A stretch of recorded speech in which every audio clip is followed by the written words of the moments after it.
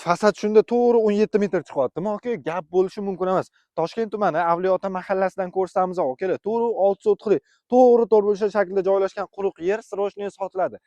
Yangi uchastka qilaman deb qo'yganlar bormi?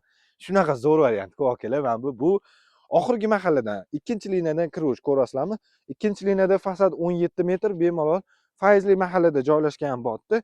To'g'ri to'rtburchak shaklda joylashgan. Ichkariga 25 metr kiryapmiz, ko'rasizlarmi?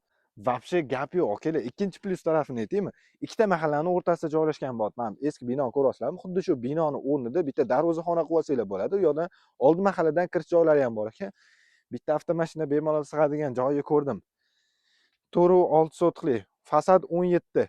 Ichkariga 25 metr kiryapmiz. Kelib bemalol quruvchilar bo'ladigan bo'lsa ham eng kamida 3 ta uchastka sig'dirsa bo'ladi bu joyga. Toshkent tumani Avliyoota mahallasida Tarnovboshi ko'chasida joylashgan bo'tdi. To'g'ri 6 sotixli joy, akalar. Srochniy narxda ko'rsatyapmiz. Startviy narxi $110,000. Albatta kelsiladigan joylari bor. Pastdagilar nomeri savdolashib olsanglar bo'ladi.